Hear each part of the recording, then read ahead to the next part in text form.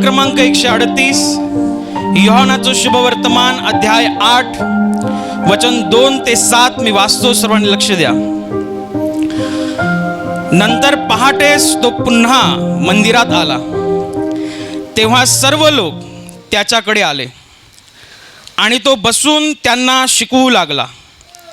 त्यावेळी व्याभिचार करीत असताना धरलेल्या एका स्त्रीला शास्त्री व परुषी ह्यांनी त्याच्याकडे आणले व तिला मध्ये उभे करून ते त्याला म्हणाले, गुरुजी, ही स्त्री व्याभिचार करीत असताना धरण्यात आली.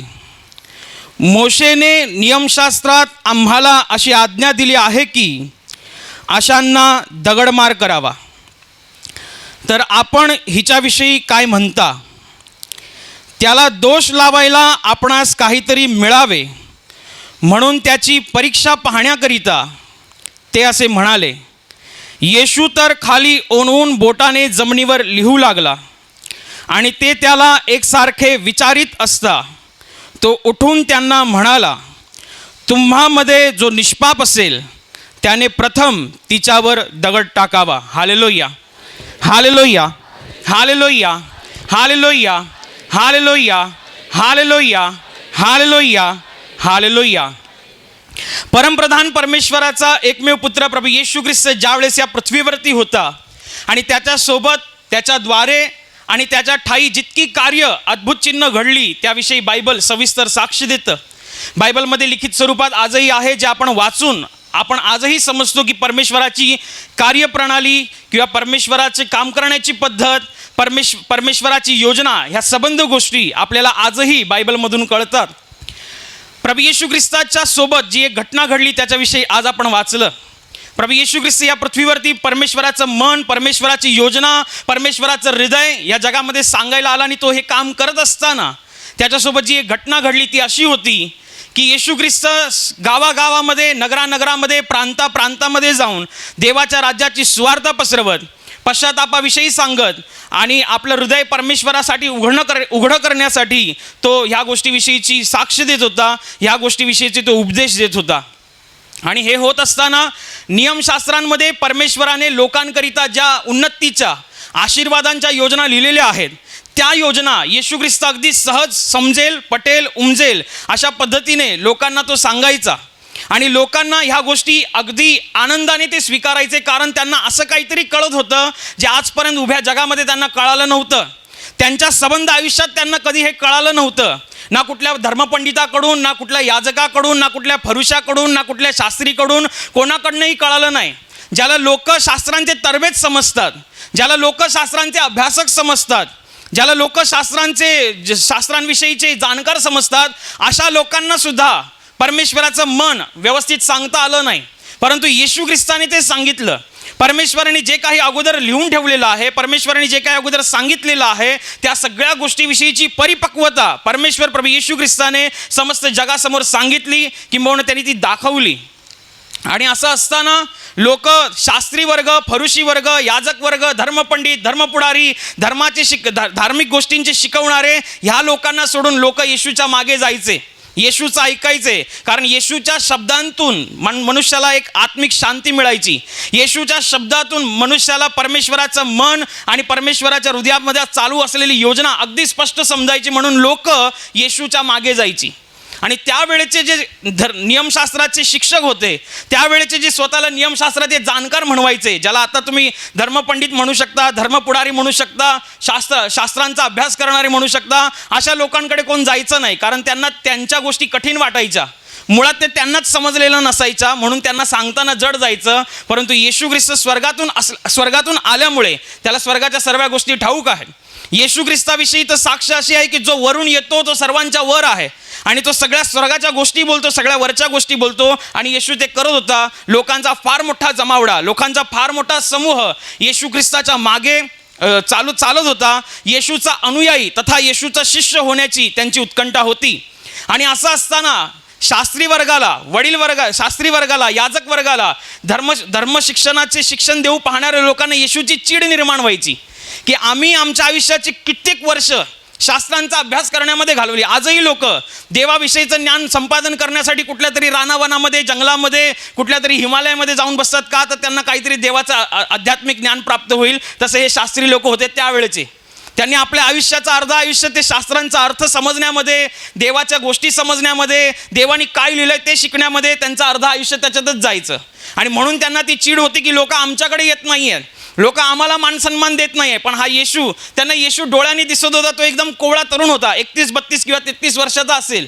त्यांना असं वाटायचं ह्याच्या मागे का जातात, आम्ही एवढे प्रौढ, आम्ही एवढे वृद्ध, आम्ही एवढे जाणकार, आमची केस काय अशीच पिकली नाही आहेत, आणि हे आम्हाला सोडून येशूच्या मागे का जात आहेत. येशूचा काटा काढला पाहिजे, येशूवरती खटला चालवला पाहिजे, येशूविषयीच्या विरोधात कट रचला पाहिजे. ह्या लोकांनी मसलत केली. आणि मग झालं असं की येशू ख्रिस्त मंदिरामध्ये शिकवत असताना, लोकांना उपदेश देत होता, देवाचं मन, देवाची योजना सांगत असताना, तिकडे शास्त्री आणि फरीसी लोकांनी एका व्याभिचाराच्या पापात अडकलेल्या स्त्रीला पकडलं आणि येशूच्या समोर आणलं. त्यांनी पाहिलं की येशू शिकवतोय, येशू काहीतरी बोलतोय, पण ह्यांना येशूचा राग आहे. आणि ह्यांना येशूचा राग आहे, येशूविषयी काहीतरी खटला चालवायचा, येशूविषयी काहीतरी कट रचायचा. म्हणून यांनी त्या पापामध्ये अडकलेल्या एका स्त्रीला येशूच्या पुढ्यात आणून ठेवलं आणि म्हटलं की पहा, हिला पाप करताना आम्ही पकडलेलं आहे, हिला पाप करताना आम्ही पकडलेलं आहे. आणि मोशेच्या द्वारे परमेश्वरांनी शास्त्रांमध्ये सांगून ठेवलं आहे की असं पाप करणाऱ्या माणसाला दगडमार करायला पाहिजे, दगडाने ठेचून मारायला पाहिजे. तर तू काय म्हणतोस, ते येशूला प्रश्न करतायत. मुळात ह्या प्रश्नाच्या मागे ह्यांचा एक कुटील कट होता. येशू जाणून होता, त्यांना हे नाही माहिती आहे ज्याला प्रश्न विचारायला चाललेत तो कोणी साधा सुद्धा माणूस नाही आहे, तो सनातन परमेश्वराचा एकमेव पुत्र आणि स्वर्ग आणि पृथ्वीचा मालक आपला तारणार आहे. त्याला विचारायला चाललेत, सांग आम्ही काय करू. मोशेच्या नियमशास्त्रामध्ये लिहिलेलं आहे असं पाप करणाऱ्या व्यक्ती जर आढळला तर त्याला दगडाने मारा, तू काय म्हणतोस. ते त्याला प्रश्न विचारून त्याला अडकवण्याचा प्रयत्न करतायत. त्याच्या विरोधात काहीतरी आपल्याला ठोस मिळेल की याच्यावरती आपण खटला चालू, ह्याला अडकवू, ह्याला फसवू, असं म्हणून यांनी कट रचलेला आहे. परंतु येशू सगळ्या गोष्टींचा जाणता परमेश्वर, ज्या नियमशास्त्राचा आधार घेऊन ते येशूला फसवायला निघाले, मुळात त्यांना हेच माहिती नाही आहे की येशूच त्या गोष्टीचा जनक आहे. कारण बायबलमध्ये साक्ष आहे की सर्व काही त्याच्यामध्ये, त्याच्याद्वारे आणि त्याच्या ठाईच अस्तित्वात आहे. सगळं काही त्याच्यामध्ये बनलेलं आहे. हे विचारतायत, बोल आम्ही काय करू. कारण ह्यांचं असं होतं की हा जर दगडमार करा बोलला तरी आपण काहीतरी खोटं नाटक करायचं आणि याच्यावरती खटला चालवायचा. आणि हा जर नाही बोलला तरी सुद्धा आपण याच्यावरती खोटी अफवा पसरवायची, ह्याच्याविषयी खोटी साक्ष द्यायची किंवा ह्याच्याविषयी खोटा खटला रचायचा. येशू हा बोलला तरी ह्यांनी कट रचला होता, येशू नाही बोलला तरी सुद्धा यांनी कट रचला होता. आता अटीतटीची भूमिका आहे. अटीतटीची भूमिका अशी मनुष्याच्या जीवनामध्ये बऱ्याच वेळेला येते. येशू ख्रिस्ताला अडकवण्यासाठी यांनी असा प्रश्न केला. मोशेने नियमशास्त्रात सांगितलेलं आहे असं पाप करणारा माणूस आढळला त्याला दगडमार करावा, तू काय म्हणतोस. तो जर हा बोलला तरी येशूवरती ते आरोप करणार होते, नाही बोलला तरी येशूवरती ते आरोप करणार होते. येशू काय नाही बोलला. बायबल म्हणतं येशू ख्रिस्त तर जमिनीवरती ओनवून बोटाने काहीतरी लिहित होता. हे एकसारखे मागे लागलेले आहेत. काय करायचं सांग आम्हाला, काय करायचं हिच्याविषयी, काय बोलतोस तू, तुझं मत काय आहे, तू काय म्हणतो, बोल तू. एकसारखं ते विचारतायत. येशू ख्रिस्त उभा राहिला आणि म्हणाला, तुमच्यात जो निष्पाप असेल त्यांनी पहिला दगड हिला मारा.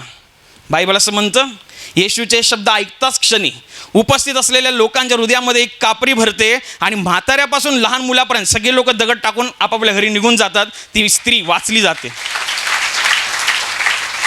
येशू तिला म्हणतो, तुला दोष लावणारे कुठे गेले, तुला दोष लावणारे कुठे गेले, तुला कोणी दोष ठरवला नाही काय. येशू म्हणतो, जा, मी तुला दोष ठरवत नाही, इथून पुढे पाप करू नको. एकंदरीत येशू ख्रिस्ताने तिला नवीन जीवनाची वाटचाल करण्यासाठी तिला मुभा दिली. नवीन जीवनाची वाटचाल करण्याची एक स्वर्गीय संधी परमेश्वर प्रभू येशू ख्रिस्ताच्या द्वारे तिला मिळाली. परंतु आपल्याला शिकायचं काय आहे, शिकायचं हे आहे की ज्या लोक येशू ख्रिस्ताला प्रश्न विचारत होते हे एक शास्त्री फरीसी लोक होते. नियमशास्त्राचे जाणते, नियमशास्त्राचे शिकवणारे, नियमशास्त्राचे शिक्षक होऊ पाहणारे अशी ती लोक होती. आणि येशू ख्रिस्ताला अडकवण्याच्या कुटील अशा त्यांच्या योजनेनुसार त्यांनी येशू ख्रिस्ताला प्रश्न विचारला की सांग आम्ही काय करावं. त्यांनी रेफरन्स दिला जुन्या कराराचा. कारण परमेश्वराने इस्रायल लोकांसाठी मोशेच्या द्वारे काही नियम दिले होते, ज्याला आजही बायबलमध्ये जुना करार आहे. बायबलमध्ये जुना करार म्हणून उल्लेख केलेला आहे. त्या जुन्या कराराचा आधार घेऊन येशूला फसवण्याचा प्रयत्न करत होते, जुन्या कराराचा आधार घेऊन. पण जेव्हा येशू म्हणाला की तुमच्यात जो निष्पाप त्याने पहिला दगड हिला मारा, तुम्हाला माहिती आहे का हे शब्द कशावरती आधारित आहेत. येशूचे हे शब्द कशावरती, येशू असंच नाही बोललेला आहे. ज्या नियमशास्त्राचा आधार घेऊन शास्त्री आणि फरुशी येशूला फसवायला निघाले होते, त्याच नियमशास्त्राच्या आधारावरती येशूने सांगितलं की तुमच्यात जो निष्पाप त्याने पहिला दगड हिला मारा. कारण ज्या नियमशास्त्रांचा आधार घेऊन हे येशूला फसवायला निघाले होते, त्याच नियमशास्त्रात लिहिलंय स्तोत्रसंहिता अध्याय 51 मध्ये की पहा, मी जन्मचाच पापी आहे, आईने गर्भ धारण केला तेव्हाच मी पातकी म्हणून जन्माला आलो. याचा अर्थ असा आहे की ज्या माणसाने या पृथ्वीवरती हाडामासामध्ये जन्म घेतलाय तो जन्मचाच पापी आहे. आणि जर मी जन्मचाच पापी आहे, जर माझ्याकडे पहिल्यापासूनच पापाचे दोष आहेत, तर मला दुसऱ्याचा दोष काढण्याचा अधिकार नाही. तुझे दोष काढण्यात येऊ नये म्हणून तू दुसऱ्याचे दोष काढू नकोस. परमेश्वराचे वचन आहे. परमेश्वराने पहिल्यापासूनच हे लिहून ठेवलेलं होतं की पहा, मी जन्मचाच पापी आहे. जेव्हा आईने गर्भ धारण केला तेव्हाच मी पातकी म्हणून जन्माला आलो. याचा अर्थ कोणी या पृथ्वीवरती म्हणजे पवित्र नाही आहे, निष्पाप नाही आहे. एकच निष्पाप आहे, एकच निष्कलंक आहे, एकच निर्मळ आहे, तो तुमचा आणि माझा मालक प्रभू येशू ख्रिस्त आहे. तेव्हा जेव्हा येशू म्हणाला की तुमच्यात जो निष्पाप त्याने पहिला दगड हिला मारा, तेव्हा त्यांना आठवलं असेल स्तोत्रसंहिता अध्याय 51 मध्ये की अरे बापरे, ज्या नियमशास्त्राचा आधार घेऊन आम्ही येशूला फसवायला निघालो, त्याच नियमशास्त्राच्या आधारावरती येशूने आम्हाला उत्तर केलं. आता आम्ही काय करणार? जर आम्ही हिच्यावरती दगड मारायला जरी गेलो तर नियमशास्त्राच्या आधारावरती आम्ही पापी ठरले जाणार, आम्ही दोषी ठरले जाणार. आम्ही ह्याचे दोष काढायला आलेलो, आम्ही ह्याला फसवायला आलेलो, पण हा असा काहीतरी बोलला की आम्ही फसू शकतो आता. म्हणून लिहिलेलं आहे, बायबलमध्ये लिहिलं आहे, पहिलं म्हाताऱ्या माणसाने दगड टाकला, नंतर प्रौढाने टाकला, नंतर तरुणाने टाकला, नंतर लहान मुलांनी टाकला. सगळे लोक निघून गेले, कोणी तिला दोष ठरवला नाही. कारण देव या पृथ्वीवरती तुम्हाला नवीन जीवन द्यायला आलेला आहे. येशू ख्रिस्ताला बोलणारी ती लोक होती, ती साधीसुधी लोक नव्हती, एक साधारण लोक नव्हती. जी लोक चांगले अभ्यासक होते, नियमशास्त्राचे अभ्यासक असे स्वतःला म्हणवायचे, नियमशास्त्राचे वाचणारे, नियमशास्त्राचं कट्टरतेने पालन करणारे, अशी ती लोक होती. म्हणजे एकंदरीत देवाची वचनं ती वाचणारी लोक होती, देवाच्या वचनांचा अभ्यास करणारी लोक होते. आणि असं असून सुद्धा त्यांचं ज्ञान अर्धवट होतं. त्यांनी येशू ख्रिस्ताला त्या अर्धवट ज्ञानाच्या आधारावरती येशू ख्रिस्ताला फसवण्याचा प्रयत्न केला. परंतु त्यांना हे माहीत नाही की ज्याला प्रश्न करतायत तो कोणी साधा सुद्धा माणूस नाही आहे. ज्याला प्रश्न करतायत तो कोणी साधा शरीराने दिसत असला तरी त्याचा इतिहास कधीच्या पासून आहे. तुमची पिढी जन्माला आली पण नसेल त्या अगोदरपासून येशू आहे. बायबल म्हणते तो अनादी काळापासून आहे, तो सनातन आहे आणि त्याला तुम्ही फसवायला निघालात, ते शक्य नाही आहे. पण समजण्याची गोष्ट अशी आहे की वचन असणं आणि वचनांविषयीचा रहस्य आणि भेद किंवा वचनांविषयीची समजणं फार महत्त्वाची आहे.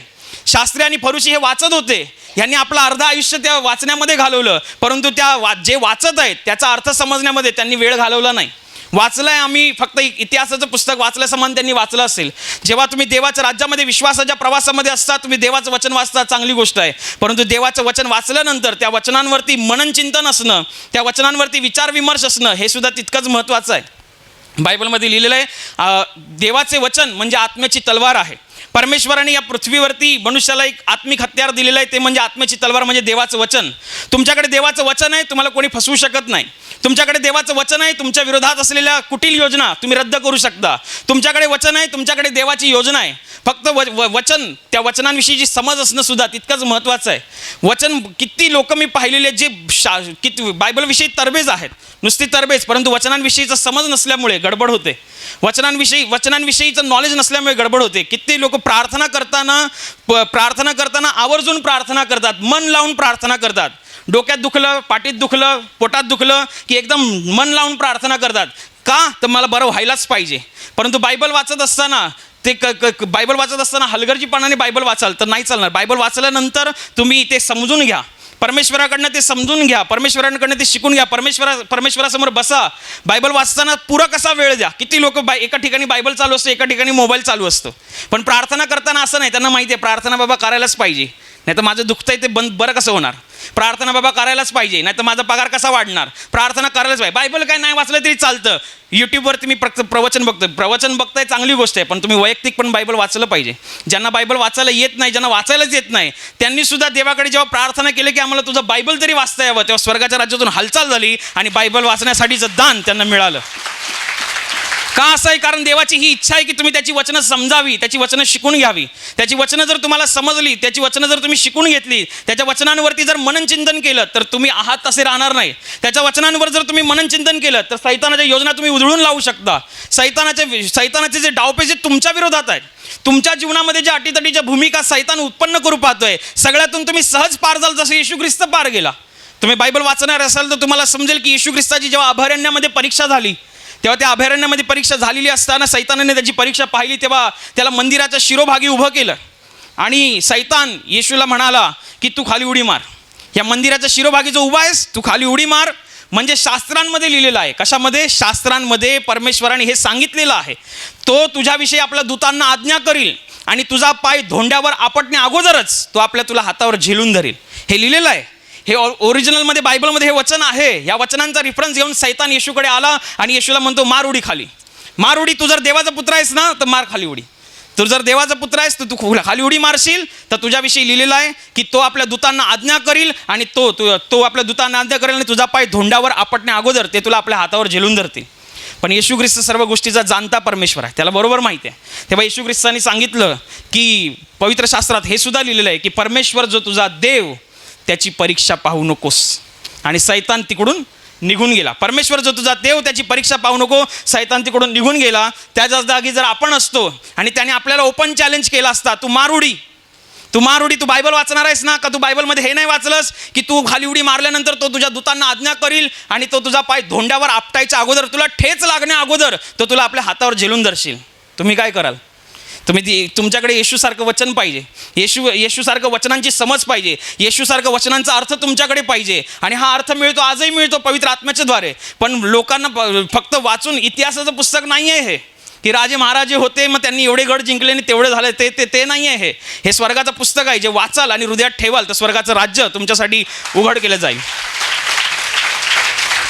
तुम्हाला ओपन चॅलेंज केलं सैतानाने, मार उडी खाली. तू जर देवाचा पुत्र असेल, मी देवाचा पुत्र आहे, तुला दाखवू काय, थांब मारतोच खाली. देव वाचवणार नाही, कारण येशू म्हणाला परमेश्वर तुझा देव त्याची परीक्षा पाहू नकोस. बायबलमध्ये पुढे हे लिहिले की येशू ख्रिस्त 40 दिवस 40 रात्री उपास प्रार्थनेमध्ये असताना 40व्या दिवशी सैतान येऊन त्याला सांगतो, तू जर देवाचा पुत्र असशील तर ह्या धोंड्यांना, ह्या दगडांना आज्ञा कर की या भाकर होऊ दे म्हणून. येशू म्हणाला शास्त्रलेखात हे लिहिलेलं आहे की मनुष्य केवळ भाकरीने नव्हे तर परमेश्वराच्या मुखातून निघणाऱ्या प्रत्येक वचनाने जगेल. सैतान तिकडून निघून जातो. येशू ख्रिस्तांनी सैतानाला किती सहज त्याला हुडकावून लावलं, सहज त्याला पळवून लावलं. का? तर त्याच्याकडे वचन आहे, तो स्वतः देवाचं वचन आहे. अशा पद्धती येशू ख्रिस्ताचं ही जीवनी जर लिहिलेले ते त्याच्यातून आपल्याला हे शिकायला मिळतं की आपल्याकडे वचनं आणि वचनांची समज असणं गरजेचं आहे. नुसते वचनं आहेत पण वचनांची समज नाही तर गडबड होऊन जाईल. वचनं आहेत, वचनांविषयी समज नाही आहे, वचनांविषयीचा अर्थ प्राप्त नाही, जसं त्या शास्त्री पुरुषांना नव्हता. शास्त्री पुरुषांना फक्त एवढंच माहिती आहे, जाऊन येशूला अडकवायचं आणि सांगायचं मोशेने सांगितलेलं आहे की असा पाप करणाऱ्याला दगडाने ठेचून मारा. पण शास्त्रामध्ये हे पण लिहिलं आहे की कोणाचा न्याय करू नको तू. शास्त्रामध्ये हे पण लिहिलं आहे की कोणाचे दोष काढू नको तू. शास्त्रामध्ये हे पण लिहिलं आहे की पहा आपण जन्माचेच पापी आहोत. जर तू पापी आहे तर तू दुसऱ्या पापी माणसाचा न्याय कसा करणार? पण त्यांना ज्ञान होतं अर्धवट.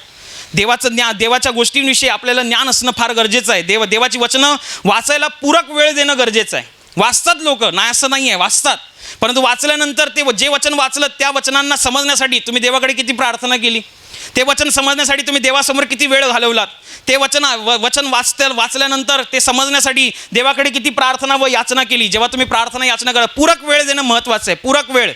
नाही तर इकडे एका साईडला बायबल चालू आहे, एका साईडला व्हॉट्सअप चालू आहे तर नाही चालणार. एका साईडला बायबल चालू आहे, एका साईडला टी व्ही सिरियल कुठलं तरी चालू आहे ते बघते, मी तर वाचते ते चालू आहे. नाही, परमेश्वराला पूरक वेळ द्या. का बायबलमध्ये तुम्ही हे वाचलं नाही आहे? मार्था आणि मरिया ह्या 2 बहिणींच्या घरी प्रभू येशू ख्रिस्त आला असताना मार्था नावाची बहीण ही कामामध्ये गुंत होती. कदाचित ती येशूसाठी जेवण करण्याच्या तयारीत असावी आणि जी दुसरी बहीण होती मरिया ही मात्र येशूच्या चरणापाशी बसून येशू काय बोलते ते ऐकत होती. येशू त्यांच्या घरी किती मुबलक प्रमाणात उपलब्ध होता. येशूने आपला वेळ, आपला स्वर्गीय वेळ ह्या घराण्यासाठी, या कुटुंबासाठी दिला आणि त्या उपलब्ध वेळेचा अगदी तंतोतंताने योग्य वापर त्या मरियेने केला. आणि ही मार्था कामात आहे आणि मार्थाने बघितलं की माझ्यावरती कामाचा एकटीवरती कामाचा सगळा लोड पडलेला आहे, भार पडलेला आहे. तक्रार करते ती येशूकडे की पहा प्रभूजी, हिने सगळा कामाचा बोजा वारा माझ्या एकटीवरतीच टाकलाय. तेव्हा येशू म्हणाला, मार्थे तू पुष्कळ गोष्टींविषयी काळजी व दगदग करतेस, मनुष्याला एकाच गोष्टीचं अगत्य आहे. मरियेने चांगला वाटा निवडलेला आहे, तो तिच्यापासून कोणीही काढून घेतला जाणार नाही. चांगला वाटा आहे. काय चांगला वाटा आहे? की देव तुम्हाला उपलब्ध आहे, देवाने त्याचा वेळ तुम्हाला दिलेला आहे, देवाने तुम्हाला पूरक अशी वेळ दिली आहे. त्या पूरक वेळेमध्ये परमेश्वराची वचनं वाचून त्याच्यावरती मनन चिंतन करा, त्याचा अभ्यास करा. कितीतरी, जसं आता आपली ऑनलाईन प्रार्थना लागते, ऑनलाईन प्रार्थना एकीकडे प्रवचन चालू असेल आणि आम्ही इकडे भाजी कापत बसलेलो आहे, वचन चालू आहे आणि मी भाजी कापतोय, वचन चालू आहे, बाहेरचा बाजूचा आलेला आणि मी तिथे बोलतोय. नाही, प्रॉपर वेळ देता आला पाहिजे, नाहीतर सैतान तुम्हाला कसाही फसवून जाईल. बायबलमध्ये लिहिलेलं येशू ख्रिस्ताला जेव्हा सांगायला आला, येशू ख्रिस्ताला एका क्षणामध्ये जगातली सगळी राष्ट्र आणि राज्य दाखवली आणि म्हटलं की तू जर मला नमन करशील तर हे सगळं मी तुला देईन. सैतानाची डेअरिंग बघा किती आहे. ज्याने सगळं काही निर्माण केलं त्याच्या पुढ्यात उभा राहून सांगतो हे सगळं माझं आहे आणि तू मला जर नमन करशील तर मी तुला देईन. येशू म्हणाला, शास्त्रलेख असा आहे, परमेश्वर जो तुझा देव त्याचीच उपासना कर आणि त्याचीच सेवा कर. ऐकून तो निघून जातो. ज्या वेळेला आपल्याकडे वचन आणि वचनाची समज असते, सैतान आपल्याला नाही ठकवू शकत, सैतान आपल्याला नाही फसवू शकत. तो चांगला, तो ठकवणार आहे, ही त्याची क्वालिटी आहे. फसवणं ही त्याची फसवणं हे त्याचा स्वभाव आहे. परंतु ज्याच्याकडे वचन आणि वचनांची समज आहे त्याला मात्र सैतान नाही फसवू शकत. तो सहज डील करू शकतो, सहज सैतानाला पळवून लावू शकतो. पण तुमच्याकडे वचन आणि वचनांची समज असणं फार गरजेचं आहे. वचनांची समज नसल्यामुळे कित्येक लोक विश्वासी मार्गातून सुद्धा बाहेर पडलेले आहेत, असं मी पाहिलेलं आहे.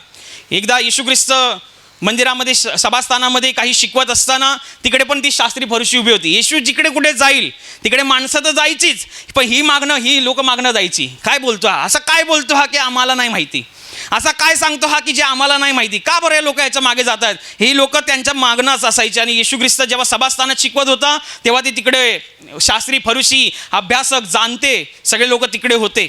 शब्बाताचा दिवस होता. एक वाळलेल्या हाताचा माणूस होता. येशू ख्रिस्ताने त्यांच्या आतली कुटील विचार ओळखले आणि त्या वाळलेल्या हाताच्या माणसाला बोलवलं आणि येशू म्हणाला, आपला हात लांब कर. त्या वाळलेल्या हाताचा माणूस जागच्या जागी येशूच्या शब्दानिशी बरा झाला. तेव्हा हे उठले, शास्त्री फरीसी उठले. अरे तुम्हाला माहिती नाही का, शब्बाताच्या दिवसामध्ये काही काम केलं जात नाही. शब्बाताचा दिवस पवित्र दिवस पाळला जातो. शब्बाताचा दिवस त्याच्यासमोर आपलं ज्ञान दिलं येशू समोर. अरे जो ज्ञानाचा उगम आहे, शास्त्रलेख तर असा आहे की माणसाच्या ज्ञानापेक्षा देवाचं मूर्खपण पण श्रेष्ठ आहे. अशा परमेश्वरासमोर ते आपलं सगळं ज्ञान, आपलं सगळा अभ्यास सांगतायत. तुम्हाला माहिती नाही का, शब्बाताचा दिवस असा आहे, देवाने विश्राम दिन म्हणून दिलेला आहे, पवित्र म्हणून दिलेला आहे. काम करायचं नसतं, असं नसतं, तसं नसतं, हे नसतं, ते नसतं. येशू त्यांना विचारतो, मी तुम्हाला विचारतो, शब्बाताच्या दिवशी तुमचा मुलगा किंवा तुमचा बैल जर विहिरीमध्ये पडला तर तुम्ही उचलायला जाणार, काढायला जाणार की नाही जाणार? त्यांनी आवाजच बंद केला. तेव्हा येशू म्हणाला, शब्बात माणसासाठी झालेला आहे, माणूस शब्बातासाठी झालेला नाही. त्यांचा आवाज तिथेच बंद झाला आणि ते लोक तिथल्या तिथेच शांत झाले. याचा अर्थ जेव्हा सैतान फसवायला येतो तेव्हा तुमच्याकडे वचन आणि वचनांची समज आहे तर तुम्ही नाही फसू शकणार. तुम्हाला कोणी नाही फसू शकणार. तुमच्याकडे जर देवाचं वचन आहे, देवाच्या वचनांची समज आहे, तर ह्याचा अर्थ असा आहे की तुम्हाला देवाच्या योजना समजतात.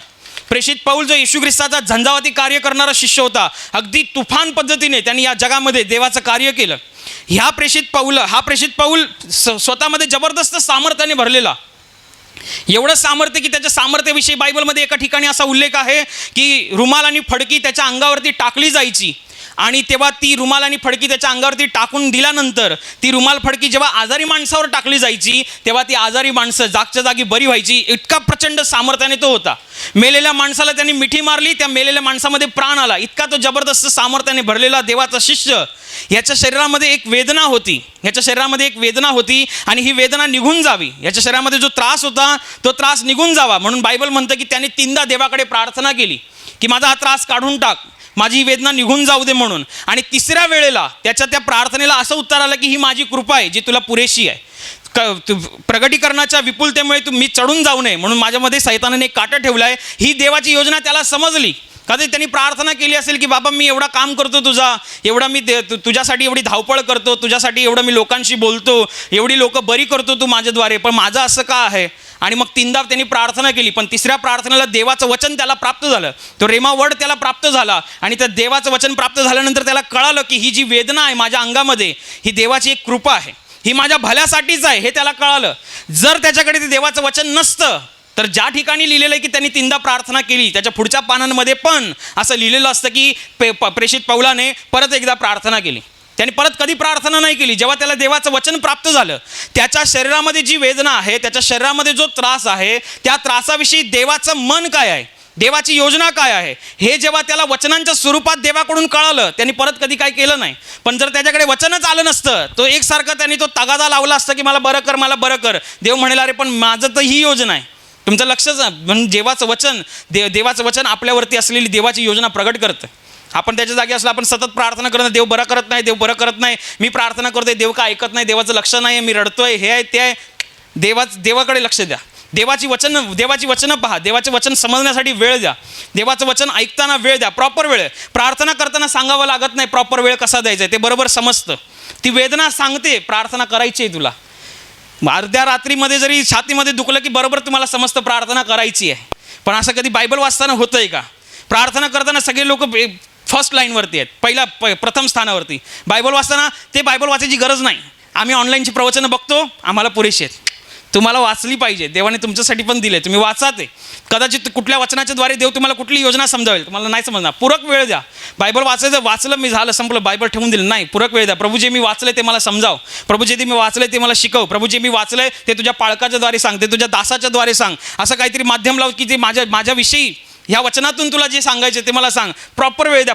पूरक असा वेळ, जसा प्रार्थनेसाठी वेळ असतो. आणि जेव्हा आपण पूरक वेळ देतो तेव्हा स्वर्गाच्या राज्यातून पवित्र आत्मा जो आपल्यामध्ये देवाने देऊ केलेला आहे, हा पवित्र आत्मा सगळं काही शिकवतो. कारण येशू म्हणाला, पवित्र आत्मा तुमच्यावरती येईल तेव्हा तो सर्व काही तुम्हाला शिकवेल. आणि अशा पद्धतीने परमेश्वराची वचनं आपल्याला अधिकाधिक वाचता यावं आणि समजता यावं म्हणून कृपा मिळून प्रार्थना करू. Hallelujah, hallelujah. आणि आता प्रार्थना करण्याची वेळ आहे. प्रभू येशू म्हणाला, माझ्या नावाने तुम्ही पित्याजवळ जे काही मागाल ते तुम्हाला परमेश्वराच्या गौरवाकरिता देण्यात येईल. होय, त्याचं वचन हेच सत्य आहे. त्याचं वचन तो पूर्ण करणं जाणतो. तो आपल्या वचनांना पूर्ण करण्याचं सामर्थ्य बाळगतो. म्हणून त्याच्या वचनावर, त्याच्या सामर्थ्यावर विश्वास ठेवून आपण सर्व मिळून प्रार्थना करत आहोत. म्हणून तुमच्या ज्या भागाला आजार आहे त्या भागावर हात ठेवा.